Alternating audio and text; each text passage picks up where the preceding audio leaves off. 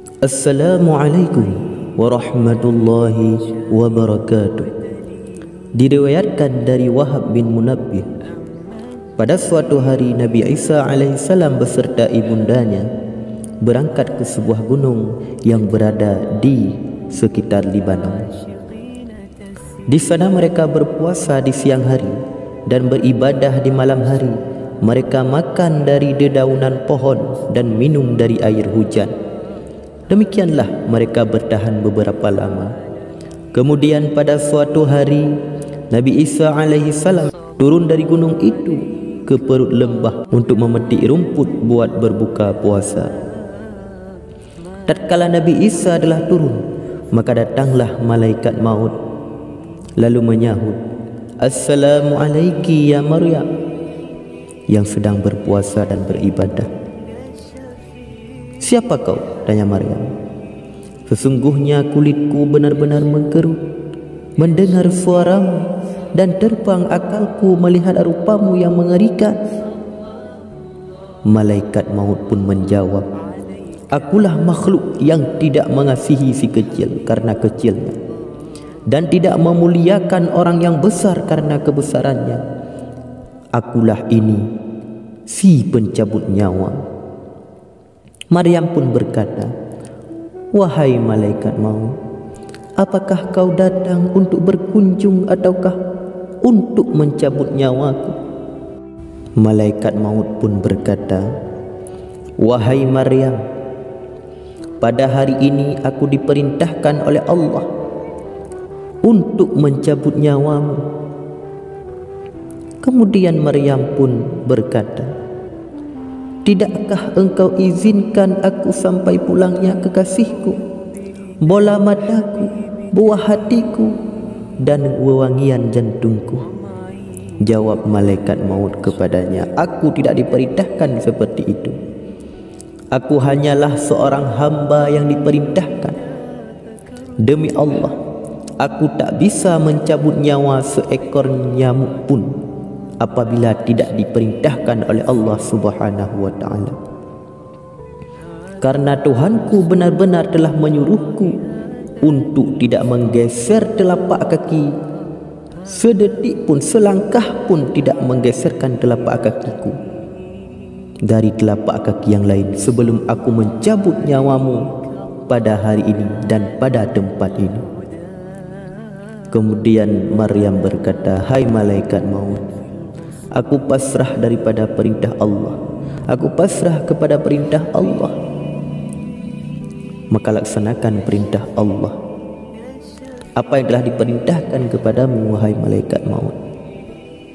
Maka malaikat maut pun mendekat kepadanya dan mencabut nyawanya. Sementara Nabi Allah Isa alaihissalam tidak segera datang di waktu itu. Dan tatkala ia mendaki gunung dan membawa rumput dan sayur-sayur, ia memperhatikan ibunya yang tengah tidur di tempat ibadahnya. Ia menyangka ibunya telah menunaikan ibadah-ibadah salat fardu. Oleh karena itu, dia letakkan rumputnya lalu menuju tempat sembahyang dan terus salat sampai malam. Barulah sesudah ia memperhatikan lagi ibunya, lalu memanggil dengan suara yang pilu karena hati yang khusyuk, "Assalamualaikum wahai ibunda. Malam telah larut, orang-orang berpuasa telah berbuka, dan orang-orang beribadah telah berhenti. Kenapakah engkau tidak bangun-bangun juga untuk beribadah kepada yang maha pengasih lagi maha penyayang?" Kemudian menuju tempat sembahyangnya, sedang dia belum makan sesuatu pun, sehingga lewat 2/3 malam. Dengan kelakuan seperti itu, dia ingin berbakti kepada ibunya, yakni dengan berbuka bersama beliau. Nabi Isa masih tetap berdiri, lalu dengan suara yang pilu dan hati yang sedih dia berseru, "Assalamualaikum wahai ibunda." Lalu dia kembali menuju tempat sembahyangnya sampai terbit fajar. Barulah dia menempelkan pipinya pada pipi ibundanya dan mulutnya pada mulut beliau seraya memanggil, dengan menangis terseduh-seduh. Assalamualaikum wahai ibunda, malam telah lewat dan siang segera datang. Sekarang inilah saat menunai kewajiban kepada Yang Maha Pengasih. Maka menangislah para malaikat di langit, dan menangis pula jin-jin di sekelilingnya, sementara gunung di bawahnya bergetar. Lalu Allah Subhanahu wa ta'ala pun mewahyukan kepada para malaikat, kenapa kalian menangis? Ya Tuhan kami, Engkau Maha mengetahui, jawab mereka. Maka Allah Subhanahu wa ta'ala mewahyukan, memanglah aku Maha mengetahui, dan aku yang Maha Pengasih di antara mereka yang pengasih. Dan tiba-tiba terdengarlah suara seruan memanggil, hai Isa, angkatlah kepalamu, sesungguhnya ibumu telah meninggal dunia. Semoga Allah memperbesar pahalamu.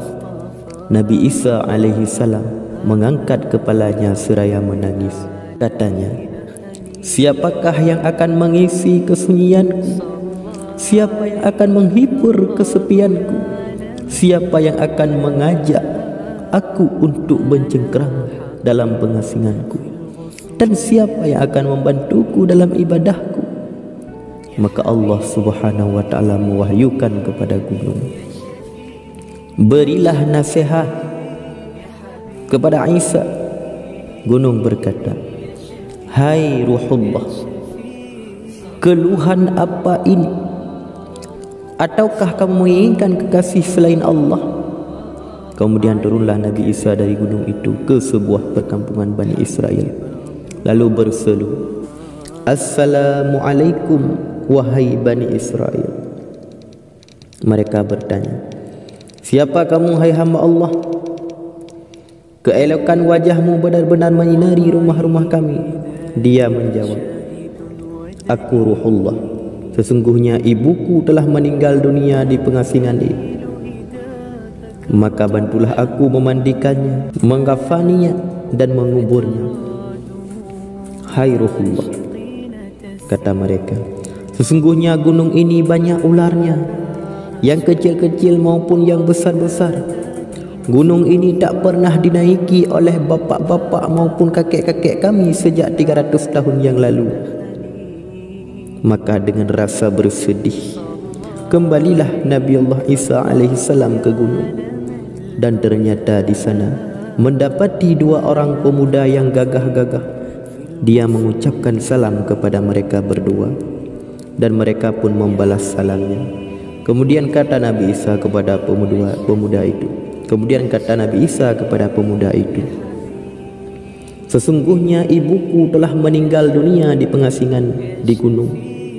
Bantulah aku mempersiapkan pemakaman beliau.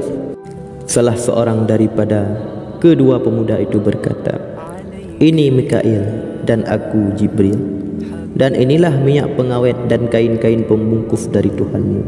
Sesungguhnya bidadari-bidadari yang bermata jeli sekarang ini telah turun dari surga dan memandikan ibumu dan membungkusnya, dan memandikan ibumu dan mengafaninya. Sementara itu Jibril alaihissalam membuka kuburnya di puncak gunung, dan mereka kubur Maryam di sana setelah menyalati dan mengantarnya jenazah. Selanjutnya Nabi Isa alaihissalam berdoa, ya Allah, sesungguhnya Engkau mengetahui tempatku dan mendengar perkataanku, dan tidak tersembunyi bagimu suatu pun dari urusanku. Sesungguhnya ibuku meninggal dunia, sedang aku tidak menyaksikannya ketika beliau wafat. Maka izinkanlah ia berbicara kepadaku. Allah Subhanahu wa ta'ala mewahyukan kepada Nabi Isa alaihissalam, sesungguhnya aku telah mengizinkan ibumu. Maka datanglah Nabi Isa lalu berdiri di atas kuburnya seraya memanggil ibunya dengan suara pilu, Assalamualaikum wahai ibunda. Ibunya pun menjawab di balik kuburnya, wahai kekasihku, wahai bola mataku, wahai ibunda.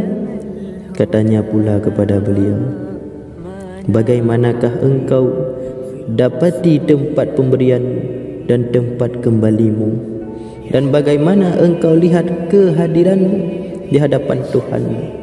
Beliau menjawab, tempat pembaringanku sebaik-baik tempat pembaringan, dan tempat kembaliku sebaik-baik tempat kembali. Aku datang di hadapan Tuhanku, maka aku dapati dia ridha, tidak murka.